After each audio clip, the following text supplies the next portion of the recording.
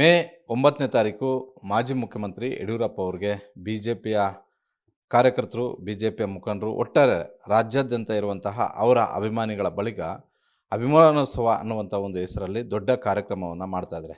ಇದು ಒಂದು ಕಡೆ ಯಡಿಯೂರಪ್ಪ ಅವರು ಬಿಜೆಪಿಯ ಧ್ವಜ ಹಿಡಿದು RSS ಧ್ವಜ ಹಿಡಿದು ಬಿಜೆಪಿಯನ್ನು ಕಟ್ಟಿ ರಾಜ್ಯದಲ್ಲಿ ಎರಡೆರಡು ಬಾರಿ ಬಿಜೆಪಿ ಅಧಿಕಾರಕ್ಕೆ ಬರೋದರಲ್ಲಿ ಕಾರಣಕರ್ತರು ಯಡಿಯೂರಪ್ಪ ಅವರು. ಇದನ್ನು ಎಲ್ಲರೂ ಕೂಡ ಒಪ್ತಾರೆ. ಈ ಸಂದರ್ಭದಲ್ಲಿ ಯಡಿಯೂರಪ್ಪ ಅವರ ರಾಜಕೀಯ ಜೀವನ 50 ವರ್ಷಗಳು ಕಂಪ್ಲೀಟ್ ಆಗಿದೆ. ಹೀಗಾಗಿ ಅವ್ರಿಗೆ ಅಭಿಮಾನವನ್ನು ಕೊಡಬೇಕು, ಅಭಿಮಾನೋತ್ಸವ ಒಂದು ಹೆಸರಲ್ಲಿ ದೊಡ್ಡ ಕಾರ್ಯಕ್ರಮವನ್ನು ಮಾಡಬೇಕು ಅನ್ನುವಂಥ ಒಂದು ನಿರ್ಧಾರವನ್ನು ಮಾಡಿ ಇಡೀ ರಾಜ್ಯದ ಮುಖಂಡರುಗಳು, ಕಾರ್ಯಕರ್ತರು ಸೇರಿ ಈ ಸಮಾವೇಶವನ್ನು ಮಾಡ್ತಾಯಿದ್ದಾರೆ. ಹಾಗಾದರೆ ಈ ಸಮಾವೇಶದ ಬಗ್ಗೆ ಮುಖಂಡರುಗಳು ಏನು ಹೇಳ್ತಾರೆ, ಜೊತೆಗೆ ಅವರನ್ನು ಹತ್ತಿರದಿಂದ ನೋಡಿದಂಥವ್ರು ಏನು ಹೇಳ್ತಾರೆ, ಈಗ ಸ್ವತಃ ನನಗೂ ಕೂಡ ತೀರಾ ಆತ್ಮೀಯರು, ಜೊತೆಗೆ ಮಾಜಿ ಮುಖ್ಯಮಂತ್ರಿ ಯಡಿಯೂರಪ್ಪ ಅವರಾಗಿರ್ಬೋದು, ಅವರ ಕುಟುಂಬದ ಜೊತೆ ಭಾಳಷ್ಟು ದಿನಗಳಿಂದ ಇರುವಂಥವ್ರು, ಭಾಳಷ್ಟು ವರ್ಷಗಳಿಂದ ನೇರವಾಗಿರುವಂಥವ್ರು, ಹೈಕೋರ್ಟ್ ಹಾಗೂ ಸುಪ್ರೀಂ ಕೋರ್ಟ್ನ ಹಿರಿಯ ವಕೀಲರಾದಂತಹ ಸಂದೀಪ್ ಪಾಟೀಲ್ ಅವರಿದ್ದಾರೆ. ಅವ್ರ ಜೊತೆನೇ ಮಾತನಾಡ್ತೀನಿ. ಅವ್ರು ಕಂಡಂತೆ ಯಡಿಯೂರಪ್ಪ ಅವರು ಹೇಗೆ ಅಂತ. ಸರ್, ಮಾಸ್ ಲೀಡರ್, ರಾಜ್ಯದಲ್ಲಿ ಬಿಜೆಪಿ ಅಧಿಕಾರಕ್ಕೆ ಬರೋದಕ್ಕೆ ಯಡಿಯೂರಪ್ಪ ಅವರ ನೇರ ಕಾರಣ. ತಾವು ಕಂಡಂತೆ ಯಡಿಯೂರಪ್ಪ ಅವ್ರ ಬಗ್ಗೆ ಹೇಳೋದಾದರೆ ಸರ್. ಒಬ್ಬ ರಾಜಕೀಯ ನಾಯಕ ಮಾಸ್ ಲೀಡರ್ ಆಗೋದಕ್ಕೆ ಬಹಳಷ್ಟು ಪರಿಶ್ರಮ ಇದೆ. ಯಾವುದೋ ಒಂದು ಜಾತಿಗೆ, ಯಾವುದೋ ಒಂದು ಧರ್ಮಕ್ಕೆ ಸೀಮಿತ ಆದರೆ ಮಾತ್ರ ಬರ್ತೀವಿ ಅನ್ನೋದು ಸುಳ್ಳು. ಮಾಸ್ ಲೀಡರ್ಶಿಪ್ ಯಾವಾಗ ಬರುತ್ತೆ ಒಬ್ಬ ಮನುಷ್ಯನಲ್ಲಿ ಅಂದರೆ, ಸಮಾಜದಲ್ಲಿರುವಂಥ ಹಲವಾರು ಸ್ತರಗಳಲ್ಲಿರುವಂಥ ಎಲ್ಲ ವ್ಯಕ್ತಿಗಳ ಜೊತೆಗೆ ಅವರ ನಂಬಿಕೆಯನ್ನು ಗಳಿಸಿದಾಗ, ಅವರ ಪರವಾಗಿ ನಿಂತಾಗ, ಅವರ ಪರವಾಗಿ ಹೋರಾಟ ಮಾಡಿದಾಗ ಆ ಮಾಸ್ ಲೀಡರ್ಶಿಪ್ ಅನ್ನೋದು ಒಬ್ಬ ಮನುಷ್ಯನಲ್ಲಿ ಉತ್ಪತ್ತಿಯಾಗುತ್ತೆ. ಅದಕ್ಕೆ ಮುಖ್ಯಮಂತ್ರಿನೇ ಆಗಬೇಕು ಅಂತೇನಿಲ್ಲ. ಯಡಿಯೂರಪ್ಪನವರು 4 ಬಾರಿ ಮುಖ್ಯಮಂತ್ರಿ ಆಗಿರ್ಬೋದು, ಆದರೆ ಅವರು ಮುಖ್ಯಮಂತ್ರಿ ಇಲ್ಲ ಅಂದರೂ ಕೂಡ ಜನರ ಮನಸ್ಸಿನಲ್ಲಿ ಅವರೊಬ್ಬ ಮಾಸ್ ಲೀಡರ್ ಆಗಿ ಹೊರಹೊಮ್ಮಿದ್ದಾರೆ ಅಂತ ನನ್ನ ಅಭಿಪ್ರಾಯ. ಎರಡನೇದು, ನನ್ನ ಒಡನಾಟ ಅವ್ರ ಜೊತೆಗೆ 2010ರಿಂದ ಅಂತ ಅನ್ಕೋಬೋದು. 2010 ಡಿಸೆಂಬರಿಂದ ಅಂತಲೇ ಅನ್ಕೋಬೋದು. ಅವ್ರ ಮೇಲೆ ಪ್ರಪ್ರಥಮ ಬಾರಿಗೆ ಅವರು CM ಇದ್ದಾಗ ಒಂದು ರೀತಿಯಲ್ಲಿ ಹಲವಾರು ಕಂಪ್ಲೇಂಟ್ಗಳನ್ನು ಫೈಲ್ ಆಗಿ ಶುರು ಆದವು. ಆ ಸಂದರ್ಭದಲ್ಲಿ ನನ್ನ ಹಿರಿಯರು, ವೃತ್ತಿಯಲ್ಲಿ ಹಿರಿಯರಾದ ಅಶೋಕ್ ಹಾರ್ನಳ್ಳಿ ಅವರ ನೇತೃತ್ವದಲ್ಲಿ ಒಂದು ತಂಡವನ್ನು ರಚಿಸಿ ನಾನು ಆ ಕೇಸ್ಗಳನ್ನು ಸಮೀಪದಲ್ಲಿ ನೋಡ್ಕೊತಾ ಇದ್ದಂಥವನು. ಈ ವಿಚಾರ ಯಾಕೆ ನಾನು ಹಂಚ್ಕೊತಾ ಇದ್ದೀನಿ ಅಂದರೆ, ನಾನು ನೋಡ್ದಂಗೆ ಆ ಕೇಸನ್ನು ಹಾಕ್ಸೋದಕ್ಕೆ ಇನ್ನೊಬ್ಬ ರಾಜಕೀಯ ಮುಖಂಡರು ಭಾಳ ಅದರ ಹಿಂದಿದ್ದರು ಅನ್ನೋದು ನಾವು ಎಲ್ಲರಿಗೂ ಗೊತ್ತಿರೋಂಥ ವಿಚಾರ. ಆದರೆ ಅವರು 2ನೇ ಬಾರಿ ಮುಖ್ಯಮಂತ್ರಿ ಆದಾಗ ಯಡಿಯೂರಪ್ಪನವರು ಯಾರು ಕೇಸ್ ಹಾಕಿದ್ರಲ್ಲ ಮುಖಂಡರು, ಅವರದ್ದು ಯಾವುದೇ ಕೆಲಸಗಳು ಮುಖ್ಯಮಂತ್ರಿ ಇದಕ್ಕೆ ಬಂದಾಗ ನಾವು ಯಾರು ಅದು ಹೆಂಗೆ ಮಾಡೋಕ್ಕೆ ಸಾಧ್ಯ, ಅವರೇ ನಮ್ಮ ಮೇಲೆ ಕೇಸ್ ಹಾಕಿದವರು ಅಂದರೂ ಕೂಡ ಒಬ್ಬ ಮನುಷ್ಯನಲ್ಲಿ ಮ್ಯಾಗ್ನಾನಿಮಿಟಿ ಎಷ್ಟಿರುತ್ತೆ ಅಂದರೆ ಅದೇ ಬೇರೆ. ಅವ್ರು ಎಷ್ಟೇ ಕೇಸ್ ಹಾಕಿದ್ರು ಕೂಡ ಇವತ್ತು ನನ್ನ ಸಹಾಯ ಬಯಸಿ ಬಂದಿರೋದ್ರಿಂದ ನಾವು ಅವ್ರ ಪರವಾಗಿ ಈ ಕೆಲಸ ಮಾಡಿಕೊಡ್ಬೇಕು ಅನ್ನುವಂಥ ಚಿಂತನೆ ಒಬ್ಬ ಮನುಷ್ಯನಲ್ಲಿ ಇದ್ದಿದ್ದಕ್ಕೆ ಅವರು ಮಾಸ್ ಲೀಡರ್ ಆಗಿ ಹೊರಹೊಮ್ಮಿದ್ರು ಅಂತ ನನ್ನ ಅಭಿಪ್ರಾಯ. ಮತ್ತು ತಾವು 2010ರಲ್ಲಿ ಅವರ ಸಂಪರ್ಕಕ್ಕೆ ಬಂದರು. ಯಡಿಯೂರಪ್ಪ ಅವರನ್ನು ಅದಾದ ಬಳಿಕ ಭಾಳಷ್ಟು ಹತ್ತಿರದಿಂದ ನೋಡಿದ್ರಿ. ಅವರ ದಿನಚರಿನೂ ಕೂಡ ನಿಮಗೆ ಗೊತ್ತು. ಅದ್ರ ಬಗ್ಗೆ ಹೇಳೋದಾದ್ರೆ ಸರ್. ಯಡಿಯೂರಪ್ಪನವರು ಇವತ್ತು 83-84 ವಯಸ್ಸಿರ್ಬೋದು.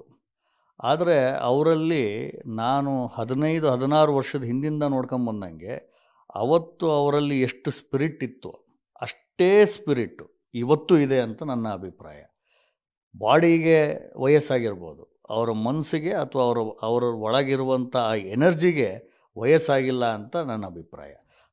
ಆದ ಕಾರಣದಿಂದನೇ ಇಡೀ ಕರ್ನಾಟಕದಲ್ಲಿ ಇವತ್ತು ಕೂಡ ಎಲ್ಲೇ ಅವ್ರು ಹೋದ್ರೂ ಜನರು ಸೇರ್ಕೋಬೇಕು, ನಾವು ಜನರನ್ನು ಏರ್ಪಾಟ್ ಮಾಡಬೇಕು ಅನ್ನುವಂಥ ಅನಿವಾರ್ಯತೆ ಇಲ್ಲೇ ಇಲ್ಲ. ಯಡಿಯೂರಪ್ಪನವ್ರು ಎಲ್ಲಿ ಹೋಗ್ತಾರೆ ಜನ ಆಟೋಮೆಟಿಕ್ಕಾಗಿ ಸೆಳೆತಕ್ಕೆ ಒಳಗಾಗಿ ಅಲ್ಲಿ ಬರ್ತಾರೆ ಅಂತ ನನ್ನ ಅಭಿಪ್ರಾಯ. ಸರ್, ಯಡಿಯೂರಪ್ಪ ಅವರು ನೀವು 2010ರಲ್ಲಿ ಅವರ ಸಂಪರ್ಕಕ್ಕೆ ಬಂದ ಮೇಲೆ ಸರ್, ಯಡಿಯೂರಪ್ಪ ಅವ್ರಿಗೆ ಬಹುತೇಕ ಒಂದು 70 ವರ್ಷ ದಾಟಿತ್ತು, 70-75 ವರ್ಷ ಆ ರೀತಿಯಲ್ಲಿತ್ತು. ತಮಗೂ ಭಾಳ ಮಧ್ಯ ವಯಸ್ಸು. ಕೆಲವ್ರಿಗೆ ಏನಂತ ಹೇಳಿದ್ರೆ ನಮಗೆ ಎಲ್ಲವೂ ಗೊತ್ತಿದೆ ಅನ್ನೋ ಥರ ಆ್ಯಟಿಟ್ಯೂಡ್ ಇರುತ್ತೆ. ಸಹಜವಾಗಿ ವಯಸ್ಸಿನ ಮೇಲೆ ಅವ್ರಿಗೆ ಒಂದು ಎಕ್ಸ್ಪೀರಿಯೆನ್ಸು ಕೂಡ ಆಗಿರುತ್ತೆ. ತಾವೊಬ್ಬ ವಕೀಲರಾಗಿ ಅವ್ರಿಗೆ ಕೊಡ್ತಿದ್ದಂತಹ ಸಲಹೆಗಳ ಸಂದರ್ಭದಲ್ಲಿ ಅವರು ನಿಮ್ಮ ಜೊತೆ ಯಾವ ರೀತಿಯಾಗಿ ನಡ್ಕೊಳ್ತಾ ಇದ್ರು ಅಂತ. ಈ ವಿಚಾರದಲ್ಲಿ ನಾನು ಇಬ್ಬರನ್ನ ನಾನು ಭಾಳ ಹತ್ತಿರದಿಂದ ನೋಡಿದವನು. ಒಬ್ಬರು ಯಡಿಯೂರಪ್ಪನವರು ಅಫ್ಕೋರ್ಸ್, ಇನ್ನೊಬ್ಬರು ಎಸ್ ಎಂ ಕೃಷ್ಣ ಅವರು. ಅವ್ರದ್ದು ಹಲವಾರು ವ್ಯಾಜ್ಯಗಳಲ್ಲಿ ನಾನು ಪಾಲ್ಗೊಂಡಿದ್ದೆ. ಇವರಿಬ್ಬರಲ್ಲಿ ಮಾತ್ರ ನಾನು ವಿಶೇಷತೆ ಏನು ಕಂಡೆ ಅಂದರೆ, ನಾವು ಸಮಾಜದಲ್ಲಿ ಎಷ್ಟೇ ಅತ್ಯಂತ ದೊಡ್ಡ ವ್ಯಕ್ತಿ ಇದ್ದರೂ ಕೂಡ ಪ್ರೊಫೆಷ್ನಲಿ ಆಗಿ ಒಬ್ಬ ವ್ಯಕ್ತಿ ನಮ್ಮ ಪರವಾಗಿ ಬಂದಿದ್ದಾನೆ ಅಂದರೆ ಆ ಫೀಲ್ಡಲ್ಲಿ ಅವನಿಗಿರುವ ಜ್ಞಾನವನ್ನು ಅವ್ರು ಅರ್ಥ ಮಾಡಿಕೊಂಡು ಯಾವ ಕಾರಣಕ್ಕೂ ನನಗೆ ಒಂದೇ ಒಂದು ದಿವಸ ಕೂಡ ನಾನು ಸಣ್ಣವನು, ಅವರು ದೊಡ್ಡವರು ಅನ್ನುವಂಥ ಅಭಿಪ್ರಾಯ ನನ್ನಲ್ಲಿ ಬರದೇ ನೋಡ್ಕೊಂಡಿರುವಂಥ ಇಬ್ಬರು ನಾಯಕರು ಯಾರು ಅಂದರೆ, ಒಬ್ಬರು ಎಸ್ ಎಂ ಕೃಷ್ಣ ಅವರು ಹಾಗೂ ಯಡಿಯೂರಪ್ಪನವರು. ನಾವು ಹೇಳೋದು ಎಲ್ಲ ಸಲಹೆಗಳನ್ನು ಅಷ್ಟೇ ಕೂಲಂಕುಷವಾಗಿ ಯೋಚನೆ ಮಾಡಿ ಅದನ್ನು ಸ್ವೀಕರಿಸಿ, ನೀವು ಯಾವ ದಾರಿ ಸರಿ ಅಂತೀರೋ ಆ ದಾರಿಲಿ ಹೋಗೋಣ ಅಂತ ಅನ್ನುವಂಥ ಅಭಿಪ್ರಾಯ ಕೊಡ್ತಾಯಿದ್ರು ಹೊರತು, ನಾನೇನು ಹೇಳ್ತೀನಿ ಆ ಥರ ನೀವು ಮಾಡಿ ಅಂತ ಎಂದೂ ಅವರು ಆ ಥರ ನಡ್ಕೊಂಡಿಲ್ಲ ಅನ್ನೋದು ನಾನು ಸ್ಪಷ್ಟವಾಗಿ ಹೇಳಬಲ್ಲೆ. ಮತ್ತು ಯಡಿಯೂರಪ್ಪ ಅವರು ಹೋದಾಗ ಎಲ್ಲೇ ಹೋಗಲಿ, ರಾಜ್ಯದ 224 ಕ್ಷೇತ್ರಗಳಲ್ಲಿ ಯಾವುದೇ ಕ್ಷೇತ್ರಕ್ಕೆ ಹೋದಾಗಲೂ ಕೂಡ ಜನ ಸೇರ್ತಾರೆ. ಅದು ಜನ ಸೇರೋದಷ್ಟೇ ಅಲ್ಲ, ಅದು ಬರುವಂತಹ ಚುನಾವಣೆಗಳಲ್ಲಿ ವೋಟಾಗಿ ಕನ್ವರ್ಟ್ ಆಗುತ್ತೆ. ಅದನ್ನು ನಾವು 2008ರ ವಿಧಾನಸಭಾ ಚುನಾವಣೆಯಲ್ಲೂ ನೋಡಿದ್ವಿ. ಅದಾದ ಬಳಿಕ ಬಂದಂತಹ ಯಡಿಯೂರಪ್ಪ ಅವರು ಇಲ್ಲದೇ ಇದ್ದಾಗ BJP ಯಾವ ಮಟ್ಟಕ್ಕೆ ಬಂದಂತ ನೋಡಿದ್ವಿ. ಯಡಿಯೂರಪ್ಪ ಅವರು ಮತ್ತೆ BJPಗೆ ಬಂದ ಮೇಲೆ 2019ರಲ್ಲಿ ಅವರ ನೇತೃತ್ವದಲ್ಲಿ 2018ರಲ್ಲಿ ಅವರು ರಾಜ್ಯಾಧ್ಯಕ್ಷರಾಗಿ ಪಕ್ಷವನ್ನು ಕಟ್ಟಿ ಇಡೀ ರಾಜ್ಯಾದ್ಯಂತ ಸುತ್ತಾಟ ಮಾಡಿ ಪಕ್ಷವನ್ನು ಅಧಿಕಾರಕ್ಕೆ ತರೋದರಲ್ಲಿ ಯಡಿಯೂರಪ್ಪ ಅವರ ಪಾತ್ರ ಭಾಳಷ್ಟು ದೊಡ್ಡ ಮಟ್ಟದಲ್ಲಿತ್ತು. ಬಹಳಷ್ಟು ಜನ ನಾಯಕರುಗಳಿದ್ದಾರೆ, ಬಹಳಷ್ಟು ಜನ ಮುಖಂಡರುಗಳು ಕೂಡ ಇದ್ದಾರೆ. ಆದರೆ ಯಡಿಯೂರಪ್ಪ ಅವ್ರಿಗಿದ್ದಷ್ಟು ಶಕ್ತಿ BJPಯಲ್ಲಿ ಬೇರೊಬ್ಬರಿಗೆ ಯಾರಿಗೂ ಕೂಡ ಇರಲಿಲ್ಲ. ಈ ಬಗ್ಗೆ ಹೇಳೋದಾದರೆ, ನಾನು ಆಗಲೇ ಹೇಳ್ದಂಗೆ ಮಾಸ್ ಲೀಡರ್ಶಿಪ್ ಅನ್ನೋದು ಅವರ ನಡವಳಿಕೆ, ಅವರ ಹೋರಾಟ ಹಾಗೂ ಜನರ ಮನಸ್ಸನ್ನು ಗೆಲ್ತ್ಕೊಡುವಂಥ ಆ ಶಕ್ತಿ ಕೆಲವು ಜನಕ್ಕಿರುತ್ತೆ. ನಾನು ಒಬ್ಬ ವಕೀಲನಾಗಿ, ಪ್ರಜ್ಞಾವಂತ ಮತದಾರನಾಗಿ ನೋಡಿದ್ರೆ, elections are always one on emotions. ಯಾರು ಎಮೋಷ್ನಲಿ ಕನೆಕ್ಟ್ ಆಗ್ತಾರೋ ಜನರ ಜೊತೆಗೆ, ಜನ ಅವ್ರ ಜೊತೆಗೆ ಹೋಗುವಂಥದ್ದು ಸಾಮಾನ್ಯ. ಯಾಕೆಂದರೆ ಒಬ್ಬ ಮನುಷ್ಯನಲ್ಲಿ ಭಾವನೆಗಳಿದ್ದಾಗ ಅವನ ಸ್ಪಂದನೆ ಜನಕ್ಕೆ ಜಾಸ್ತಿ ಇರುತ್ತೆ ಅನ್ನೋದು ಅದು ಆಟೋಮೆಟಿಕ್. ಅದು ಭಾವನೆ ಇದ್ದಾಗ ಕನೆಕ್ಷನ್ ಬರುತ್ತೆ. ಆ ವಿಚಾರದಲ್ಲಿ ಯಡಿಯೂರಪ್ಪನವರು ಪಕ್ಷಾತೀತವಾಗಿ, ಒಂದೇ ಪಕ್ಷಕ್ಕೆ ಅಂತಲ್ಲ, ಪಕ್ಷಾತೀತವಾಗಿ ಎಲ್ಲ ಪಕ್ಷದ ಯಾರೇ ಕಾರ್ಯಕರ್ತರಿರಲಿ, ಮುಖಂಡರಿರಲಿ ಅಥವಾ ಮತದಾರರಿರಲಿ, ಎಲ್ಲರನ್ನೂ ಗೆದ್ದುಕೊಂಡಂಥ ಒಬ್ಬ ವ್ಯಕ್ತಿ ಕರ್ನಾಟಕದಲ್ಲಿ ಇತ್ತೀಚಿನ ದಿನಮಾನಗಳಲ್ಲಿ ಅಂತಂದರೆ ಅದು ಯಡಿಯೂರಪ್ಪನವರು ಅಂತ ನಿಖರವಾಗಿ ಸ್ಪಷ್ಟವಾಗಿ ಹೇಳ್ಬೋದು. ಲಿಂಗಾಯತರು ಎಲ್ಲ ಸೇರಿ ಯಡಿಯೂರಪ್ಪನವ್ರ ಪರವಾಗಿ ಎಲ್ಲ ಲಿಂಗಾಯತರು ಇದ್ದಾರೆ, ಅವರು ಲಿಂಗಾಯತ ಲೀಡರ್ ಅಂತ ಅಂದರೆ ಅದು ಎಷ್ಟು ನಿಜನೋ, ಆದರೆ ಅವರು ಲಿಂಗಾಯತ ಲೀಡರ್ ಅಷ್ಟೇ ಅಲ್ಲ ಅನ್ನೋದು ಕೂಡ ಅಷ್ಟೇ ನಿಜ. ನನ್ನ ದೃಷ್ಟಿಯಲ್ಲಿ ಅವರ ಎಲ್ಲ ಸಮಾಜದವ್ರಿಗೂ, ಮುಸ್ಲಿಂ ಬಾಂಧವರಿಗೂ ಕೂಡ, ಈಗ ಸಹಜವಾಗಿ ಅವರು BJPಲಿರೋದ್ರಿಂದ ಒಂದು ಗುಮಾನಿ, BJP ಅವರು ಹಿಂದುತ್ವ ಪಾರ್ಟಿ, ಅವರು ಮುಸ್ಲಿಂ ವಿರೋಧಿಗಳು ಅನ್ನೋದು ಯಾವುದೇ ಹಣೆಪಟ್ಟಿ ಯಡಿಯೂರಪ್ಪನವ್ರಿಗೆ ಎಂದೂ ತಗಲಿಲ್ಲ. ಸರ್, ಹಾಗಾದರೆ ನಿಮ್ಮ ಪ್ರಕಾರ ಸರ್, ಅವ್ರಿಗೆ ಸರಿಸಮಾನವಾಗಿ ಯಾರು ಬರಬೇಕು, ಅಷ್ಟೇ ಎಮೋಷ್ನಲ್ ಆಗಿ ಯಾರು ಕನೆಕ್ಟ್ ಆಗ್ತಾರೆ ಅಂತ ನೀವು ಕಂಡಂತೆ, ನೀವು ನೋಡಿದಂತೆ ಭಾಳಷ್ಟು ಬೇರೆ ಬೇರೆ ಪಕ್ಷಗಳಲ್ಲೂ ಕೂಡ ನೋಡಿದ್ದಾರೆ. ಈಗ BJPಯಲ್ಲೂ ಕೂಡ ನೀವು ಹತ್ತಿರದಿಂದ ನೋಡ್ತಾ ಇದ್ದೀರಾ. ವಿಜೇಂದ್ರ ಅವರು ರಾಜ್ಯಾಧ್ಯಕ್ಷರಾಗಿದ್ದಾರೆ, ಅವ್ರಿಗೆ ಆ ಎಮೋಷ್ನಲ್ ಅಟ್ಯಾಚ್ಮೆಂಟ್ ಇದೆಯಾ ಅಂತ? ಯಡಿಯೂರಪ್ಪನವ್ರಿಗೆ ಸಹಜವಾಗಿ, ಯಡಿಯೂರಪ್ಪನವ್ರಿಗೆ ಹಾಗೂ ಅವ್ರ ಮಗನಾದ ವಿಜೇಂದ್ರ ಅವರಿಗೆ ನಾವು ಕಂಪೇರ್ ಮಾಡೋಕ್ಕಾಗಲ್ಲ. ಯಡಿಯೂರಪ್ಪನವರಿಂದ ದೀರ್ಘಕಾಲದ ಒಂದು ಅನುಭವ ಇದೆ. ವಿಜೇಂದ್ರ ಅವರು ಫಸ್ಟ್ ಟೈಮ್ MLA ಆದರೂ ಕೂಡ ಪಕ್ಷ ಐಡೆಂಟಿಫೈ ಮಾಡಿ ಅವರನ್ನು ಆ ಒಂದು ರಾಜ್ಯಾಧ್ಯಕ್ಷ ಸ್ಥಾನ ಕೊಟ್ಟಿದೆ ಅಂದರೆ ಅದರ ಅರ್ಥ ಅವ್ರಿಗೆ ಅರ್ಹತೆ ಇದೆ ಅನ್ನೋದಂತೂ ಸ್ಪಷ್ಟ ಆಯಿತು. ಆ ಸ್ಥಾನದಲ್ಲಿ ಕೂತ ನಂತರ ನಾನು ನೋಡ್ದಂಗೆ ಜನರ ಕನೆಕ್ಟು ಯಡಿಯೂರಪ್ಪನವ್ರ ರಕ್ತ ಇರೋದ್ರಿಂದ ಅದು ಆಟೋಮೆಟಿಕ್ಕಾಗಿ ಬರುತ್ತೆ ಅಂತ ನನ್ನ ಅಭಿಪ್ರಾಯ. ಆದರೆ ನಾನು ಹತ್ತಿರದಿಂದ ನೋಡಿದೆ, ಪ್ರೆಗ್ಮ್ಯಾಟಿಕ್ ವ್ಯೂ ಅಲ್ಲಿ ಅವರು ಭಾಳ ವರ್ಷದಿಂದ ನನ್ನ ಸಂಪರ್ಕದಲ್ಲಿದ್ದಾರೆ ಅನ್ನುವಂಥ ಬಯಾಸ್ಡ್ ಒಪಿನಿಯನ್ ಅಲ್ಲ. ಆದರೆ ನಾನು ನೋಡ್ದಂಗೆ ಒಬ್ಬ ಮಾಸ್ ಲೀಡರ್ ಆಗೋದಕ್ಕೆ ಏನೇನು ಇಂಗ್ರೀಡಿಯೆಂಟ್ಸ್ ಬೇಕು, ಒಗ್ಗರಣೆ ಮಾಡೋದಕ್ಕೆ ಏನೇನು ಬೇಕು, ಅದೆಲ್ಲ ಸಾಮಗ್ರಿಗಳು ಯಡಿಯೂರಪ್ಪನವ್ರ ಮಗನಾದ ವಿಜೇಂದ್ರ ಅವ್ರ ಹತ್ರ ಇದೆ ಅನ್ನೋದಂತೂ ನನಗೆ ಗ್ಯಾರಂಟಿ ಆಗಿದೆ. ಯಾಕೆಂದರೆ ಅವ್ರು ಯಾವುದೇ ಭಾಗಕ್ಕೆ ಮೂಲೆ ಮೂಲೆಗೆ ಹೋದರೂ ಕೂಡ ಯಡಿಯೂರಪ್ಪನವ್ರ ಥರದಲ್ಲೇ ಅವ್ರಿಗೆ ಟ್ರ್ಯಾಕ್ಷನ್ ಇದೆ, ಯುವಕರಲ್ಲಿ ಉತ್ಸಾಹ ಇದೆ. ಅವ್ರು ಎಲ್ಲಿ ಹೋದರೂ ಗಾಡಿ ನಿಲ್ಲಿಸಿ ಅವ್ರನ್ನ ಜನ ಬರ್ಮಾಡ್ಕೊಳ್ಳೋದು ನಾನು ನೋಡಿದ್ದೀನಿ, ಕಣ್ಣಾರೆ ನೋಡಿದ್ದೀನಿ. ಇದು ಪ್ರಗ್ಮ್ಯಾಟಿಕ್ಕಾಗಿ ಹೇಳ್ತಾ ಇದ್ದೀನಿ. ಈ ಬೇಸನ್ನು ಅವರು ಯಡಿಯೂರಪ್ಪನವರ ರೀತಿಯಲ್ಲಿ ಮಾಸ್ ಲೀಡರ್ಶಿಪ್ ಆಗೋದಕ್ಕೆ ಏನೇನು ಇನ್ನೂ ಕಷ್ಟಪಡಬೇಕೋ ಅವ್ರು ಪಡ್ತಾರೆ ಅನ್ನೋದು ನನ್ನ ಅಭಿಪ್ರಾಯ. ಪಟ್ಟರೆ ಒಳ್ಳೆಯದು.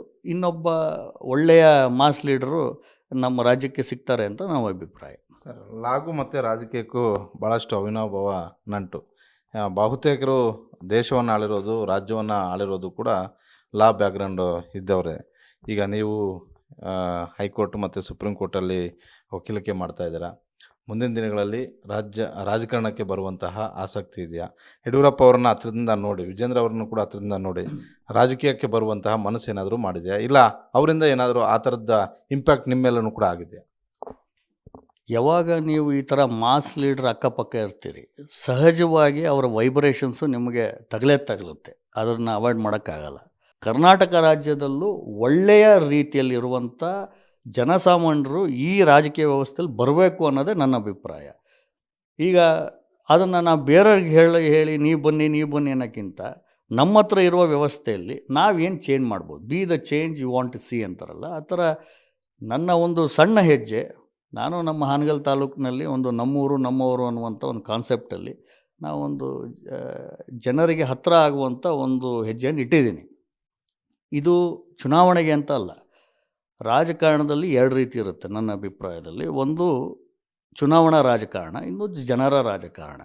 ಯಡಿಯೂರಪ್ಪನವರು ಜನರ ರಾಜಕಾರಣ ಮಾಡಿದ್ರಿಂದ ಅವರು ಇವತ್ತು 4 ಬಾರಿ CM ಆಗಿ ಜನರ ಮನಸ್ಸಿನಲ್ಲಿ ಇಷ್ಟು ಆಳವಾಗಿದ್ದಾರೆ. ಇವತ್ತು 50 ವರ್ಷದ ಅಭಿನಂದೋತ್ಸವ ಮಾಡ್ತಾಯಿದ್ವಿ. ಅದೇ ರೀತಿ ಚುನಾವಣಾ ರಾಜಕಾರಣ ಮಾಡಿದವರು ಶಾರ್ಟ್ ಲೈಫ್ ಇರುತ್ತೆ. ಚುನಾವಣೆಗೆ ಬರ್ತಾರೆ, ಶಾಸಕರಾಗ್ಬೋದು. ಚುನಾವಣಾ ರಾಜಕಾರಣ ಮಾಡಿದವನು ಚುನಾವಣೆ ನಿಲ್ತಾನೆ, ಶಾಸಕನಾಗ್ಬೋದು. ಆದರೆ ಜನರ ರಾಜಕಾರಣ ಮಾಡಿದವನು ನಾಯಕನಾಗ್ತಾನೆ, ಬೇಕಾದ್ರೆ ಶಾಸಕನೂ ಆಗ್ತಾನೆ, ಇಲ್ಲರ 224 ಜನ ಶಾಸಕ ಮಾಡುವ ತಾಕತ್ತರ ಬಳಸ್ಕೊತಾನೆ. ನನ್ನ ದೃಷ್ಟಿಯಲ್ಲಿ ಆ ಜನರ ರಾಜಕಾರಣ ಮಾಡಿದವರು ಯಡಿಯೂರಪ್ಪನವರು ಅಂತ ಅಭಿಪ್ರಾಯ. ಸರ್, ಮತ್ತು ತಮ್ಮ ಹಾನಗಲ್ಗೂ ಮತ್ತು ನಿಮ್ಮ ಜಿಲ್ಲೆ ಹಾವೇರಿಗೆ, ಇಡೀ ಉತ್ತರ ಕರ್ನಾಟಕಕ್ಕೆ ಯಡಿಯೂರಪ್ಪ ಅವರ ಕೊಡುಗೆಗಳು ಅಪಾರ. ಇದ್ರ ಬಗ್ಗೆ ಹೇಳೋದಾದ್ರೆ ಸರ್? ನಾನು ವಕೀಲ ವೃತ್ತಿಯಲ್ಲಿರೋದ್ರಿಂದ 2007-8ರಲ್ಲಿ ಸರ್ಕ್ಯೂಟ್ ಬೆಂಚ್ ಆದರೂ ಅದು ಪರ್ಮನೆಂಟ್ ಬೆಂಚಾಗಿ ಮಾರ್ಪಾಟಾಗಿದ್ದೆ ಯಡಿಯೂರಪ್ಪನವರ ಕಾಲಮಾನದಲ್ಲಿ. ಅವರಿಗೆ ಬೇಕಾಗಿದ್ದಂಥ ವ್ಯವಸ್ಥೆ, ನ್ಯಾಯಾಂಗಕ್ಕೆ ಬೇಕಾಗಿರುವಂಥ ವ್ಯವಸ್ಥೆ, ಉತ್ತರ ಕರ್ನಾಟಕದಿಂದ ಬೀದರಿಂದ ಗುಲ್ಬರ್ಗದಿಂದ ಬೆಂಗಳೂರು ಹೈಕೋರ್ಟ್ ತನಕ ಬರೋದಕ್ಕೆ ಎಷ್ಟು ಕಷ್ಟ ಅವರಿಗೆ, ಅದನ್ನೆಲ್ಲ ಅರ್ಥ ಮಾಡಿಕೊಂಡು ಯಡಿಯೂರಪ್ಪನವರು ಭಾಗಶಃ ನಾನು ನೋಡ್ದಂಗೆ ಉತ್ತರ ಕರ್ನಾಟಕದಲ್ಲಂತೂ ಎಲ್ಲ ಜಿಲ್ಲೆಗಳಲ್ಲಿ ಯಡಿಯೂರಪ್ಪನವರ ಹೆಜ್ಜೆ ಇದೆ. ಯಡಿಯೂರಪ್ಪನವ್ರು ಏನು ಹೇಳ್ತಾರೆ ಆ ಪ್ರಕಾರ ಉತ್ತರ ಕರ್ನಾಟಕ ಜನ ನಡ್ಕೊತಾರೆ. ಸರ್, ಕೊನೆಯದಾಗಿ ಸರ್, ಈಗ ಯಡಿಯೂರಪ್ಪ ಅವ್ರಿಗೆ 9ನೇ ತಾರೀಕು ಅಭಿನಂದೋತ್ಸವ ಮಾಡ್ತಾಯಿದ್ದಾರೆ. ಅದು ಚಿತ್ರದುರ್ಗದಲ್ಲೇ ಯಾಕೆ? ಇನ್ನೊಂದೇನಂತ ಹೇಳಿದ್ರೆ, ಇನ್ನೇನು ಚುನಾವಣೆಗೆ ಕೇವಲ 2 ವರ್ಷ ಮಾತ್ರ ಬಾಕಿ ಇದೆ. ಯಡಿಯೂರಪ್ಪ ಅವರ ಹೆಸರಲ್ಲಿ ದೊಡ್ಡ ಸಮಾವೇಶ ಮಾಡೋದರ ಮುಖೇನ ವಿಜೇಂದ್ರ ಅವರ ಶಕ್ತಿಯನ್ನು ಬಲಪಡಿಸುವಂತಹ ಕೆಲಸವ ಇದು ಅಂತ? ಇದು ಮಾಡ್ತಾ ಇರೋದು ವಿಜೇಂದ್ರ ಅವ್ರು ಮಾಡ್ತಿರ್ಬೋದು, ಅಥವಾ ಯಡಿಯೂರಪ್ಪನವರ ಇನ್ನೊಂದು ಟೀಮ್ ಮಾಡ್ತಿರ್ಬೋದು, ಏನೇ ಇರ್ಬೋದು. ಆದರೆ ನನ್ನ ದೃಷ್ಟಿಯಲ್ಲಿ ಈ ಸಮಾವೇಶ ಇದು ಜನರ ಸಮಾವೇಶ. ಒಬ್ಬ ವ್ಯಕ್ತಿ 50 ವರ್ಷದ ರಾಜಕಾರಣದಲ್ಲಿ ಅವರಿಟ್ಟಂಥ ಹೆಜ್ಜೆಗಳನ್ನು ಅದನ್ನು ನಾವು ಶ್ಲಾಘಿಸಬೇಕು, ಅದನ್ನು ನೆನೆಸ್ಕೋಬೇಕು, ಅವರಿಗೆ ಸ್ಮರಿಸ್ಬೇಕು. ಅದಕ್ಕೋಸ್ಕರ ಮಾಡ್ತಿರುವಂಥ ಈ ಸಮಾವೇಶಕ್ಕೆ ನನ್ನ ದೃಷ್ಟಿಯಲ್ಲಿ ಯಾರೇ ಮಾಡಿರ್ಬೋದು, ಯಾವುದಕ್ಕೆ ಸಲುವಾಗಿ ಮಾಡಿರ್ಬೋದು, ಆದರೆ ಇದು ಸರಿಯಾಗಿ ಜನಕ್ಕೆ ಮುಟ್ಟುತ್ತೆ ಅನ್ನೋದು ನನ್ನ ಅಭಿಪ್ರಾಯ. ಅದು ಚುನಾವಣೆಗೆ ಹೆಲ್ಪ್ ಆಗುತ್ತೋ, ಇನ್ನೊಬ್ರಿಗೆ ಹೆಲ್ಪ್ ಆಗುತ್ತೋ, ನಮ್ಮ ಯಾರು ವಿಜೇಂದ್ರ ಅವ್ರಿಗೆ ಶಕ್ತಿ ತುಂಬುತ್ತೋ ಅನ್ನೋದೆಲ್ಲ ಸೆಕೆಂಡ್ರಿ. ನಾನು ಆ ವಿಚಾರವಾಗಿ ಮಾತಾಡೋಕ್ಕೆ ಇಷ್ಟಪಡೋದಿಲ್ಲ. ಅದು ಯಾರಿಗೆ ಬೇಕಾದ್ರೂ ತುಂಬೋದು, ತುಂಬದೇ ಇರ್ಬೋದು. ಆದರೆ ಒಬ್ಬ ಪಾರ್ಟಿಸಿಪೆಂಟಾಗಿ ನಾನು ಕೂಡ ಅವ್ರ ಜೊತೆಗೆ ನೋಡಿ 50 ವರ್ಷದ ಅವರ ರಾಜಕೀಯ ಜೀವನವನ್ನು ನೋಡೋಂಥ ಪ್ರಜ್ಞಾವಂತ ಮತದಾರನಾಗಿ ಈ ಸಮಾವೇಶಕ್ಕೆ ನಾನು ಹೋಗ್ಬೇಕಪ್ಪ. ಇದು ಯಾರಿಗೆ ಶಕ್ತಿ ತುಂಬಕ್ಕಲ್ಲ, ಯಡಿಯೂರಪ್ಪನವ್ರಿಗೆ ಸನ್ಮಾನಿಸೋಕ್ಕೆ ಆದ್ರೆ ನಾವು ಹೋಗಬೇಕು ಅನ್ನುವಂಥ ಭಾವನೆ ಬರೋದ್ರಿಂದ ಇದಕ್ಕೆ ಯಾರೇ ಏನೇ ಕಲರ್ ಹೊಡೆದ್ರು ಇದರ ಟ್ರೂ ಇಂಟೆನ್ಷನ್ನು ಜನಕ್ಕೆ ಗೊತ್ತಾಗುತ್ತೆ ಅಂತ ನನ್ನ ಅಭಿಪ್ರಾಯ. ಕೊನೆಯದಾಗಿ ಅಭಿಮಾನಸ್ಥ ಬರ್ತಿರುವಂತಹ ಜನರಿಗೆ ಏನು ಹೇಳ್ತೀರಾ ಅಂತ ಹೇಳ್ಬಿಟ್ಟು? ಇಡೀ ರಾಜ್ಯಾದ್ಯಂತ ಬರ್ತಾ ಇದ್ದಾರೆ. ಇಡೀ ರಾಜ್ಯಾದ್ಯಂತ ಬರ್ತಾ ಇರೋದ್ರಿಂದ ದಯವಿಟ್ಟು ಎಲ್ಲರೂ ಶಿಸ್ತನ್ನು ಕಾಪಾಡ್ಕೋಬೇಕು. ಯಾರಿಗೂ ಈ ಈ ಸಮಾವೇಶಕ್ಕೆ ಯಾರು ಬರ್ತಾರೆ ಅವ್ರಿಗೂ ಅಸ್ತವ್ಯಸ್ತ ಆಗ್ಕೂಡ್ದು. ಸಮಾವೇಶಕ್ಕೆ ಬರದೆ ಬೇರೆ ತಮ್ಮ ಜೀವನ ಕೊಡುವಂಥ ಜನಸಾಮಾನ್ಯರಿಗೂ ಕೂಡ ಏನೂ ಅಸ್ತವ್ಯಸ್ತ ಆಗಬಾರ್ದು. ಆ ರೀತಿಯಲ್ಲಿ ಅಚ್ಚುಕಟ್ಟಾಗಿ ನನ್ನ ಪ್ರಕಾರ ಯಡಿಯೂರಪ್ಪನವ್ರು ಯಾರೇ ಅಭಿಮಾನಿ ಆದರೂ ಕೂಡ ಅವ್ರಿಗೆ ಆಟೋಮೆಟಿಕ್ ಡಿಸಿಪ್ಲಿನ್ ಇನ್ ಲೈಫ್ ಇರುತ್ತೆ ಅಂತ ನನ್ನ ಅಭಿಪ್ರಾಯ. ಯಾರೇ ಇರಲಿ, ಅವ್ರು ಯಡಿಯೂರಪ್ಪನವ್ರು ಫಾಲೋಯರ್ಸ್ ಇದ್ದಾರೆ ಅಂದರೆ ಅವರಿಗೆ ನೀತಿ ನಿಯಮ ಸಂಸ್ಕಾರ ಇರುತ್ತೆ ಅಂತ ನನ್ನ ಅಭಿಪ್ರಾಯ. ಆ ಪ್ರಕಾರವಾಗಿ ಎಲ್ಲರೂ ನಡ್ಕೋಬೇಕು. ಎಲ್ಲ ಜನ ಎಷ್ಟೇ 10 ಲಕ್ಷ ಜನ ಬರ್ಬೋದು, 5 ಲಕ್ಷ ಜನ ಬರ್ಬೋದು, ಎಷ್ಟು ಜನ ಬರಲಿ, ಬಂದಿದ್ದಂಥ ಜನ ತಾವು ಬಂದಿರುವಂಥ ಇಂಟೆನ್ಷನ್ನ ಕರೆಕ್ಟಾಗಿ ಪರಿಪಾಲನೆ ಮಾಡಿ ಯಡಿಯೂರಪ್ಪನವ್ರಿಗೆ ಸನ್ಮಾನ ಮಾಡಿ ಇದನ್ನು ಸಂಭ್ರಮಾಚರಣೆ ರೀತಿಯಲ್ಲಿ ನಡ್ಕೋಬೇಕು ಅಂತ ನನ್ನ ಅಭಿಪ್ರಾಯ. Thank you sir. ಇದಿಷ್ಟು ಹಿರಿಯ ವಕೀಲರಾದಂತಹ ಸಂದೀಪ್ ಪಾಟೀಲ್ ಅವರ ಒಂದು ಮಾತು. ಭಾಳಷ್ಟು ಸ್ಪಷ್ಟವಾಗಿ ಹೇಳ್ತಾರೆ. ಯಡಿಯೂರಪ್ಪ ಅವರನ್ನು ತೀರಾ ಸಮೀಪದಿಂದ ನೋಡಿರುವಂತಹ ಅವರು ಯಡಿಯೂರಪ್ಪ ಅವರ ಮೇಲೆ ಬೇರೆ ರೀತಿಯಾದಂಥ ಒಂದು ರಾಜಕೀಯವನ್ನು ಅಧಿಕಾರ ಇದ್ದಾಗ ಬೇರೆಯವರು ಮಾಡಿದ್ರೂ ಕೂಡ ಅವರು ಅಧಿಕಾರಕ್ಕೆ ಬಂದ ಬಳಿಕ ಆ ರೀತಿಯಾದಂತಹ ಸೇಡಿನ ರಾಜಕಾರಣವನ್ನು ಯಡಿಯೂರಪ್ಪ ಅವರು ಮಾಡಲಿಲ್ಲ. ಅದೇ ಬೇರೆ ವಿಚಾರ. ಈಗ ನನ್ನ ಬಳಿ ಸಹಾಯಕ್ಕಾಗಿ ಬಂದಿದ್ದಾರೆ, ಹೀಗಾಗಿ ನಾನು ಅವ್ರಿಗೆ ಕೈಲಾದರೆ ಸಹಾಯ ಮಾಡಬೇಕು ಅನ್ನುವಂಥ ಒಂದು ಮಾತುಗಳನ್ನು ಹೇಳ್ತಿದ್ರು. ಜೊತೆಗೆ ಇಡೀ ರಾಜ್ಯಾದ್ಯಂತ ಅಭಿವೃದ್ಧಿಯ ವಿಚಾರಗಳು ಬಂದಾಗ ಅದು ಉತ್ತರ ಕರ್ನಾಟಕ ಆಗಿರ್ಬೋದು, ಕರಾವಳಿ ಕರ್ನಾಟಕ ಆಗಿರ್ಬೋದು, ಮಧ್ಯ ಕರ್ನಾಟಕ ಆಗಿರ್ಬೋದು, ದಕ್ಷಿಣ ಕರ್ನಾಟಕ ಆಗಿರ್ಬೋದು, ಯಡಿಯೂರಪ್ಪ ಅವರು ಎಲ್ಲ ಕ್ಷೇತ್ರಗಳಿಗೂ ಕೂಡ ಸ್ಪಂದಿಸುವಂಥ ಒಂದು ನಾಯಕ. ಜೊತೆಗೆ ಅವರು ಹೋದಾಗ ಕೇವಲ ಜನ ಸೇರೋದು ಅಷ್ಟೇ ಅಲ್ಲ, ಅದು ಓಟಾಗೂ ಕೂಡ ಕನ್ವರ್ಟ್ ಮಾಡುವಂತಹ ಆ ಒಂದು ಮಾಸ್ ಲೀಡರ್, ಮಾಸ್ ನಾಯಕತ್ವವನ್ನು ಯಡಿಯೂರಪ್ಪ ಅವರು ಬೆಳೆಸ್ಕೊಂಡಿದ್ರು. ಒಬ್ಬ ವ್ಯಕ್ತಿ 50 ವರ್ಷಗಳ ಕಾಲ ರಾಜಕೀಯದಲ್ಲಿ ಕಂಪ್ಲೀಟ್ ಮಾಡೋದು ಅಷ್ಟೊಂದು ಸುಲಭ ಅಲ್ಲ. ಇದು ಎಲ್ಲರೂ ಕೂಡ ಮಾಡೋದಕ್ಕೆ ಆಗೋದಿಲ್ಲ. ಯಾರೋ ಬೆರಳೆಣಿಕೆಯ ಕರ್ನಾಟಕವನ್ನು ನಾವು ನೋಡಿದ್ರೆ ಕೆಲವು ರಾಜಕಾರಣಿಗಳು, ಅದು ದೇವೇಗೌಡರಾಗಿರ್ಬೋದು, ದೇವೇಗೌಡರ ಬಳಿಕ ಈಗ ಯಡಿಯೂರಪ್ಪ ಅವರು, ಮುಂದೆ ಯಾರು ಮಾಡ್ತಾರೋ ಅದು ಗೊತ್ತಿಲ್ಲ. ಈಗ ಇಷ್ಟು ಸುದೀರ್ಘ ಪಯಣವನ್ನು ರಾಜಕೀಯವನ್ನು ಮಾಡೋದ್ರಿಂದ ಅವ್ರಿಗೆ ಅಭಿಮಾನಸ್ವವನ್ನು ಮಾಡ್ತಿದ್ವಿ ಬಿಟ್ಟರೆ ಇದರಲ್ಲಿ ಯಾವುದೇ ರಾಜಕೀಯವೂ ಕೂಡ ಇಲ್ಲ ಅನ್ನುವಂಥದ್ದನ್ನು ಹೇಳ್ತಾ ಇದ್ದಾರೆ. ನಾಡು ಕಂಡ ಧೀಮಂತ ನಾಯಕ ಮಾಜಿ CM BS ಯಡಿಯೂರಪ್ಪ ಅವರ ರಾಜಕೀಯ ಜೀವನಕ್ಕೆ 50 ವರ್ಷ ಸಂಭ್ರಮ ಈಗ ಮನೆ ಮಾಡಿದೆ. ಈ ಒಂದು ಸಂಭ್ರಮದ ಆಚರಣೆಯ ಸಂದರ್ಭದಲ್ಲಿ ನಮ್ಮ ಜೊತೆ ಅವರ ರಾಜಕೀಯ ಜೀವನದ ಒಡನಾಟವನ್ನು ನೆನಪಿಸ್ಕೊಳ್ಳೋದಕ್ಕೆ ಚಿಕ್ಕಬಳ್ಳಾಪುರದ ಜಿಲ್ಲಾಧ್ಯಕ್ಷರಾದಂಥ ಸಿಕಲ್ ರಾಮಚಂದ್ರ ಸರ್ ಇದ್ದಾರೆ. ಅವ್ರನ್ನ ಮಾತಾಡಿಸ್ತಾ ಹೋಗ್ತೀನಿ. ಸರ್, ಮಾಜಿ CM ಯಡಿಯೂರಪ್ಪ ಅಂದ ತಕ್ಷಣ ಜನನಾಯಕ, ಸಾಕಷ್ಟು ಬಡವರ ಪರ ಕೆಲಸಗಳನ್ನ ಮಾಡಿರುವಂಥದ್ದು, ರಾಜ್ಯದಲ್ಲಿ ದಕ್ಷಿಣ ಭಾರತದಲ್ಲಿ BJPಗೆ ಒಂದು ನೆಲೆಯನ್ನು ಕಂಡುಕೊಟ್ಟಂಥವ್ರು. ಅವರ ಒಂದು ಒಡನಾಟ ನಿಮ್ಮ ಜೊತೆ ಹೇಗಿತ್ತು? ನೀವು BJPಯ ಚಿಕ್ಕಬಳ್ಳಾಪುರ ಜಿಲ್ಲಾಧ್ಯಕ್ಷರಿದ್ದೀರಿ. ಈಗ ನಿಮ್ಮ ಅವರ ನಡುವೆ ಸಂಬಂಧ ಹೇಗಿದೆ ಸರ್? ನಮಸ್ಕಾರ. ಇವತ್ತು ನಮಗೆ ನಿಜವಾಗ್ಲೂ ಸಂಭ್ರಮ ಆಚರಣೆ ಆಗ್ತಕ್ಕಂಥ ಒಂದು ಸಂಭವ. ಇವತ್ತು ನಮ್ಮ ದಕ್ಷಿಣ ಭಾರತದಲ್ಲಿ ಯಾವ ರೀತಿ BJPನ ಬೆಳೆಸ್ಕೊಂಬಂದರು, ಅವರ ಕೊಡುಗೆ ಏನು, ಅವ್ರು ಮಾಡಿರ್ತಕ್ಕಂಥ ಕೆಲಸ ಏನಂತಕ್ಕಂಥದ್ದು ಇವತ್ತು ನಮ್ಮ ದೇಶದಲ್ಲಿ ಭಾರತ ಉಳಿಬೇಕು, ಆ ಉಳಿಯೋದಕ್ಕೋಸ್ಕರ ಒಂದು ಜನಸಂಘ ಮಾಡಾದ್ಮೇಲೆ ಅದ್ರ ಜೊತೆಗೆ BJP ಪಕ್ಷವನ್ನು ಕಟ್ಟಾದ್ಮೇಲೆ 2 MP ಇದ್ದಿದ್ದ ಒಂದು ದೇಶದಲ್ಲಿ ಇವತ್ತು ಕೇಸರಿಮಯ ಮಾಡಿರ್ತಕ್ಕಂಥದ್ದು BJPಯ ಶಕ್ತಿ, ನಮ್ಮ ಭಾರತದ ಜನರ ಶಕ್ತಿ. ಅದರ ಜೊತೆಗೆ ದಕ್ಷಿಣ ಭಾರತದಲ್ಲಿ BJPಯನ್ನು ಹುಟ್ಟಾಕೋದ್ರಲ್ಲಿ, BJP ಕಟ್ಟೋದ್ರಲ್ಲಿ ಯಡಿಯೂರಪ್ಪನವರ ಪಾತ್ರ, ಅವ್ರಿಗೆ ಸಲ್ಲಿರ್ತಕ್ಕಂಥ ಒಂದು ದೊಡ್ಡ ಹೆಮ್ಮೆಯ ಪಾತ್ರ ಇವತ್ತು 50 ವರ್ಷ ತುಂಬ್ತಾ ಇದೆ ಅವರ ರಾಜಕೀಯ ಜೀವನದಲ್ಲಿ. ಅವರು ಕೊಟ್ಟಿರ್ತಕ್ಕಂಥ ಕೊಡುಗೆ ಇಡೀ ನಮ್ಮ ಭಾರತ ದೇಶದಲ್ಲಿ ಈ ದಕ್ಷಿಣ ಭಾರತವನ್ನು ಎತ್ತಿ ಕಟ್ಟತಕ್ಕಂಥ ಏನು ಕೀರ್ತಿ ಇದೆ, ಯಡಿಯೂರಪ್ಪನವ್ರಿಗೆ ಕಿರೀಟ ಕೊಡ್ತಕ್ಕಂಥ ದಿನ ಇದು. ಇದನ್ನು ಇಡೀ ನಮ್ಮ ಚಿಕ್ಕಬಳ್ಳಾಪುರ ಜಿಲ್ಲೆ ಸಂಭ್ರಮದಿಂದ ನಾವು ಮಾಡ್ತಕ್ಕಂಥದ್ದು. ನಾವು ಈಗಾಗಲೇ ಮಾತಾಡಿದ್ದೀವಿ. ಸಾಕಷ್ಟು ಜನ ಕಾರ್ಯಕ್ರಮಕ್ಕೆ ಬರಬೇಕು ಅಂತ ನಮ್ಮ ಪೂರ್ವಭಾವಿ ಸಭೆ ಕೂಡ ಆಯೋಜನೆ ಮಾಡ್ತಾಯಿದ್ದೀವಿ. ಇಲ್ಲಿಂದ ಸಾವಿರಾರು ಜನ ಸಂಖ್ಯೆ ಜಿಲ್ಲೆಯಿಂದ ಚಿತ್ರದುರ್ಗ ಕಾರ್ಯಕ್ರಮಕ್ಕೆ ನಾವು ಹೋಗ್ತಾಯಿದ್ದೀವಿ. ಇವತ್ತು ಯಡಿಯೂರಪ್ಪನವರು 50 ವರ್ಷ ರಾಜಕಾರಣ ಜೀವನದಲ್ಲಿ ಅವರ ನೇರ ಹೋರಾಟ, ಅವ್ರ ಜೊತೆ MLA ಆಗಿರ್ತಕ್ಕಂಥವರು ಕೂಡ ಇಬ್ಬರೇ MLA ಇದ್ದರು, ಒಬ್ಬರು ಕೂಡ ಪಕ್ಷಾಂತರ ಹೋದರು ಅಧಿಕಾರಕ್ಕೋಸ್ಕರ. ಆದರೆ ಇವರು ಯಾವತ್ತೂ ಅಧಿಕಾರಕ್ಕೋಸ್ಕರ ಇವತ್ತು ಪಕ್ಷನ ಬಿಟ್ಟಿಲ್ಲ.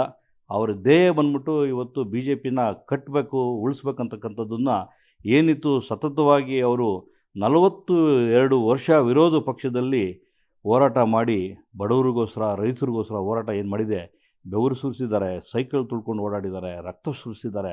ಅವರು ಹೋರಾಟ ಮಾಡಿರ್ತಕ್ಕಂಥದ್ದು ಇವತ್ತು ನಿಜವಾಗಲೂ ಕೂಡ ಈ ಒಂದು ದಕ್ಷಿಣ ಭಾರತದಲ್ಲಿ ಕರ್ನಾಟಕದ ಹೆಬ್ಬಾಗಿಲು ಬಿ ಜೆ ಪಿಯ ಹೆಬ್ಬಾಗಿಲಾಗಿದೆ. ಆ ಹೆಬ್ಬಾಗಿಲಿಗ ತೆಗೆದು ಮಾಡಿರ್ತಕ್ಕಂಥದ್ದು ಕೀರ್ತಿ ಯಡಿಯೂರಪ್ಪನವ್ರಿಗೆ ಸೇರ್ತಕ್ಕಂಥದ್ದು ಸಂಭ್ರಮಾಚರಣೆ ಇದು. ಯಡಿಯೂರಪ್ಪನವರು ಇವತ್ತು 42 ವರ್ಷ ಸತತವಾಗಿ ಅವರೇನು ಕೊಟ್ಟಿದ್ದ ಕಾರ್ಯಕ್ರಮಗಳು, ವಿರೋಧ ಪಕ್ಷದಲ್ಲಿ ಒಂದು ಓಡಾಟಗಳಿರ್ತಕ್ಕಂಥದ್ದು, 8 ವರ್ಷದ ಅವರ ಅಧಿಕಾರದಲ್ಲಿ ಇರ್ತಕ್ಕಂಥ ಸಮಯದಲ್ಲಿ ಕೊಟ್ಟಿರ್ತಕ್ಕಂಥ ಕಾರ್ಯಕ್ರಮಗಳು ಇವತ್ತು ನಿಜವಾಗಲೂ ಕರ್ನಾಟಕದಲ್ಲಿ ಜನರು ಮೆಚ್ಚಿರ್ತಕ್ಕಂಥ ಕಾರ್ಯಕ್ರಮ ಕೊಟ್ಟಿದ್ದಾರೆ. ಅವರಿಗೆ ದೇವರು 100 ವರ್ಷ ಆಯಸ್ಸು ಆರೋಗ್ಯ ಕೊಟ್ಟು ಮುಂದಿನ ದಿನಗಳಲ್ಲಿ ನಮ್ಮ ಬಿ ಜೆ ಪಿ ಸರ್ಕಾರವನ್ನು, ಸಂಪೂರ್ಣ ಸರ್ಕಾರವನ್ನು ತರ್ತಕ್ಕಂಥ ಏನು ಎಲ್ಲರ ಒಂದು ಹೋರಾಟ ಇದೆ, ಆ ಹೋರಾಟಕ್ಕೆ ಎಲ್ಲರೂ ಶ್ರಮಿಸ್ತಾ ಇದ್ದಾರೆ. ಇವರು ಅದಕ್ಕೆ ಎಲ್ಲರನ್ನೂ ಒಗ್ಗೂಡಿಸ್ಕೊಂಡು ಕೈ ಜೋಡಿಸ್ಕೊಂಡು ಇವತ್ತು ಮುಂಬರುವ ದಿನಗಳಲ್ಲಿ ಬಿ ಜೆ ಪಿ ಸ್ವಂತ ಶಕ್ತಿಯಲ್ಲಿ ಬರ್ತಕ್ಕಂಥ ಕೆಲಸ ಮಾಡ್ತಕ್ಕಂಥದ್ದು, ಅವರ ಜೊತೆ ನಿಂತು ಎಲ್ಲರೂ ಎಲ್ಲ ಅನುಭವ ತಗೋಬೇಕು, ಆಶೀರ್ವಾದ ತಗೋಬೇಕು. ಹಂಗಾಗಿ 50 ವರ್ಷದ ಸಂಭ್ರಮಾಚರಣೆಗೆ ನಮ್ಮ ಜಿಲ್ಲೆಯಿಂದ ಸಾಕಷ್ಟು ಜನ ಎಲ್ಲರೂ ಕೂಡ ಓಡ್ತಾ ಇದ್ದಾರೆ. ಸರ್, ಈಗ ಯಡಿಯೂರಪ್ಪನವರು ರೈತ ಜನನಾಯಕ, ಅವರ ಹೋರಾಟಗಳನ್ನು ನೀವು ನೋಡಿದ್ರೆ ಅವರು ಸತತವಾಗಿ ಅವರು 42 ವರ್ಷ ಅಧಿಕಾರ ಇಲ್ಲದ ವಿರೋಧ ಪಕ್ಷದಲ್ಲಿ ಹೋರಾಟ ಮಾಡಾದ್ಮೇಲೆ, ಅವರಿಗೆ ಒಂದು ಅಧಿಕಾರ ಬಂದಾದ ಮೇಲೆ ಅವರು 2 ಸರಿ ಮುಖ್ಯಮಂತ್ರಿ ಆದರು, 3 ಸರಿ ಮುಖ್ಯಮಂತ್ರಿ ಆದರು. ಅವರು ಮುಖ್ಯಮಂತ್ರಿ ಆದಾಗ ರೈತರಿಗೆ ಕೊಟ್ಟಿರ್ತಕ್ಕಂಥ ಏನು ಕೊಡುಗೆ ಏನಿದೆ, ರೈತರಿಗೆ ಮಾಡಿರ್ತಕ್ಕಂಥ ಕೊಡುಗೆ ಯಾರೂ ಮಾಡೋಕ್ಕೆ ಆಗದೇ ಇರತಕ್ಕಂಥಷ್ಟು ಕೊಡುಗೆ ರೈತರು ಕೊಟ್ಟಿದ್ದಾರೆ. ಅದೇ ರೀತಿ ನಮ್ಮ ಮಕ್ಕಳಿಗೆ ವಿದ್ಯಾಭ್ಯಾಸಕ್ಕೆ ಸೈಕಲ್ಗಳು ಕೊಟ್ಟಿದ್ದಾರೆ. ಹೆಣ್ಮಕ್ಕಳಿಗೆ ಕೊಟ್ಟಿರ್ತಕ್ಕಂಥದ್ದು ಸಾಕಷ್ಟು ಕೊಡುಗೆಗಳು ಕೊಟ್ಟಿದ್ದಾರೆ. ರಾಜ್ಯದಲ್ಲಿ ಇವತ್ತು ಎಂದೂ ಕಂಡಿಲ್ಲದಕ್ಕಂಥ ಏನು ನಾಯಕ ನಮ್ಮ ಯಡಿಯೂರಪ್ಪನವರು ಕೊಟ್ಟಿರ್ತಕ್ಕಂಥ ಕಾರ್ಯಕ್ರಮಗಳು ಈಗಲೂ ಕೂಡ ಎದ್ದು ಕಾಣಿಸ್ತಾ ಇದೆ. ಅವರ ಮುಖ್ಯಮಂತ್ರಿ ಆಗಿದ್ದಾಗ ಅಭಿವೃದ್ಧಿ ಕಾರ್ಯಗಳು, ಕೋವಿಡ್ ಅಂತ ಪರಿಸ್ಥಿತಿಯಲ್ಲಿ ಸಾಕಷ್ಟು ಯೋಜನೆಗಳನ್ನ ಕೊಟ್ಟಿದ್ದರು. ಕೋವಿಡ್ ಸಂದರ್ಭದಲ್ಲಿ ಅವರು ಮುಖ್ಯಮಂತ್ರಿ ಆಗಿದ್ದಾಗ ಎಷ್ಟೊಂದು ಚೆನ್ನಾಗಿ ಒಡನಾಟ ಇಟ್ಕೊಂಡು ನಮ್ಮ ಪ್ರಧಾನಮಂತ್ರಿಗಳ ಜೊತೆ ಒಡನಾಟ ಇಟ್ಕೊಂಡು ಆಗಿರ್ತಕ್ಕಂಥ ಆಗಾಗ ಏನು ಆಗ್ತಾ ಇರ್ತಕ್ಕಂಥ ಏನು ಬೆಳವಣಿಗೆಗಳಿಗೆ ಕೊಟ್ಟಿರ್ತಕ್ಕಂಥ ಅವರು ಕೋವಿಡ್ ಸಂದರ್ಭದಲ್ಲಿ ನಿವಾರಣೆ ಮಾಡ್ತಿರ್ತಕ್ಕಂಥದ್ದು, ಆ ಇಳಿ ವಯಸ್ಸಲ್ಲಿ ಕೂಡ ಅವರು ಹುಡುಗರಂತರ ಓಡಾಡಿಕೊಂಡು ಸಾಕಷ್ಟು ಕೆಲಸ ಮಾಡಿ ಕೋವಿಡಲ್ಲಿ ಕೂಡ ಕೊಟ್ಟಿರ್ತಕ್ಕಂಥ ಎಲ್ಲ ಒಂದು ಅವರ ಏನು ಯೋಜನೆಗಳು ಕೊಟ್ಟಿರ್ತಕ್ಕಂಥದ್ದು, ಅವ್ರು ಕೊಟ್ಟಿರ್ತಕ್ಕಂಥ ಸೇವೆ ಅಪಾರ ಸೇವೆ. ಹಂಗಾಗಿ ಅವರಿಗೆ ದೇವರು ಆರೋಗ್ಯ ಆಯಸ್ಸು ಇನ್ನೂ 100 ವರ್ಷ ಕೊಟ್ಟು ಗಟ್ಟಿಯಾಗಿ ನಮಗೆಲ್ರಿಗೂ ಆಶೀರ್ವಾದ ಮಾಡ್ತಕ್ಕಂಥ ಕೆಲಸ ಮಾಡಬೇಕಂತ ಈ ಒಂದು ಸಂಭ್ರಮಾಚರಣೆಗೆ ಮಾಡ್ತಕ್ಕಂಥದ್ದು ಎಲ್ಲರೂ ಸಿದ್ಧತೆ ಮಾಡ್ಕೊಂಡಿದ್ವಿ. ಮೇ 9ರಂದು ಕಾರ್ಯಕ್ರಮ ಚಿತ್ರದುರ್ಗದಲ್ಲಿ ನಡೀತಾ ಇದೆ. ಈ ಒಂದು ಕಾರ್ಯಕ್ರಮದಲ್ಲಿ ಅವ್ರನ್ನ ನೆನೆಯುವಂಥ ಕಾರ್ಯಗಳಾಗ್ತಿದ್ದಾವೆ. ನೀವು ಜಿಲ್ಲಾಧ್ಯಕ್ಷರಾಗಿ ಚಿಕ್ಕಬಳ್ಳಾಪುರ ಜಿಲ್ಲಾಧ್ಯಕ್ಷರಾಗಿ ಒಂದು ಕಡೆ ಆದರೆ, ನೀವು ಅವ್ರನ್ನ ನೋಡ್ಕೊಂಬಂದಂಥ ದಾರಿ, ಅವರ ಜೀವನವನ್ನು ನೀವು ಕಂಡಂತ ಹೇಳ್ಬೋದು. ಇವರು ಒಬ್ಬ ಸಾಮಾನ್ಯ ಕುಟುಂಬದಲ್ಲಿ ಜನಿಸಿ ಅವರ ಹೋರಾಟ ಸತತವಾಗಿ ಹೋರಾಟ ಏನು ಮಾಡ್ಕೊಂಬಂದಿರ್ತಕ್ಕಂಥ ಸರಳ ಜೀವನ ಮಾಡ್ಕೊಂಬಂದಿರ್ತಕ್ಕಂಥ ಯಡಿಯೂರಪ್ಪವರು ಇವತ್ತು ಇಡೀ ರಾಜ್ಯದಲ್ಲೇ ಒಬ್ಬ ಸಾಮಾನ್ಯ ವ್ಯಕ್ತಿ ಏನಾದರೂ ಮಾಡ್ಬೋದು ಅಂತಕ್ಕಂಥದ್ದು, ಏನಾದರೂ ಒಂದು ದಾರಿ ತೋರಿಸಿರ್ತಕ್ಕಂಥದ್ದು ಯಡಿಯೂರಪ್ಪನವ್ರ ನೋಡಿ ಸಾಕಷ್ಟು ಜನ ಅವರ ಒಂದು ವ್ಯಕ್ತಿತ್ವವನ್ನು ಆಧಾರಿತವಾಗಿ ಇಟ್ಕೊಂಡು ಮುಂಬರುವ ದಿನಗಳಲ್ಲಿ ರಾಜಕೀಯದಲ್ಲಿ ಭವಿಷ್ಯ ಕಟ್ಕೊಳ್ಳೋದಕ್ಕೆ ಇವರೊಬ್ಬೊಂದು ದಾರಿದೀಪ. ಇಂಥವರಿಂದ ಅಷ್ಟೊಂದು ದೊಡ್ಡ ಮಟ್ಟಕ್ಕೆ ರಾಜ್ಯದಲ್ಲಿ ಕೆಲಸ ಮಾಡಿರ್ತಕ್ಕಂಥದ್ದು ಕೀರ್ತಿ ಅವರಿಗಿದೆ. ಹಂಗಾಗಿ ನಮ್ಮಂಥ ಒಂದು ಯುವಕರು ಕೂಡ ಸಾಕಷ್ಟು ಯುವಕರು ಕೂಡ ಈಗ ಮುಂಬರುವ ದಿನಗಳಲ್ಲಿ ರಾಜಕಾರಣದಲ್ಲಿ ತೊಡಸ್ಕೋಬೇಕು, ಜನಸೇವೆ ಮಾಡಬೇಕು, ಇಲ್ಲಿರ್ತಕ್ಕಂಥ ಅಭಿವೃದ್ಧಿ ಕಾರ್ಯಕ್ರಮದಲ್ಲಿ ಕೈ ಜೋಡಿಸ್ತಕ್ಕಂಥದ್ದು ಏನು ಆಶೀರ್ವಾದ ಅವ್ರನ್ನ ನೋಡಿಕೊಂಡು ಪಡಿತಕ್ಕಂಥದ್ದು ಇದೆಯಲ್ಲ, ಅಪಾರ ಇದೆ. ಹಂಗಾಗಿ ಯಡಿಯೂರಪ್ಪನವರಿಗೆ 50 ವರ್ಷದ ಸಂಭ್ರಮಾಚರಣೆ ಮಾಡ್ತಕ್ಕಂಥದ್ದು ಎಲ್ಲರೂ ಒಟ್ಟಿಗೆ ನಮ್ಮ ಜಿಲ್ಲೆಯ ವತಿಯಿಂದ ಸಾವಿರಾರು ಸಂಖ್ಯೆ ಹೋಗಿ ಅವರಿಗೆ ಅಭಿಮಾನ ಸೂಚಿಸ್ತಕ್ಕಂಥ ಆಶೀರ್ವಾದ ಪಡ್ತಕ್ಕಂಥ ಕೆಲಸ ಮಾಡ್ತೀವಿ. Thank you. ಇದಿಷ್ಟು ಚಿಕ್ಕಬಳ್ಳಾಪುರ ಜಿಲ್ಲಾಧ್ಯಕ್ಷರಾಗಿರುವಂಥ ಸಿಕಲ್ ರಾಮಚಂದ್ರ ಅವರ ಮಾತು. ಕ್ಯಾಮರಾ ಪರ್ಸನ್ ಶಿವ ಜೊತೆ ದುರ್ಗೇಶ್ ನಾಯ್ಕ, ಗ್ಯಾರಂಟಿ ನ್ಯೂಸ್, ಬೆಂಗಳೂರು.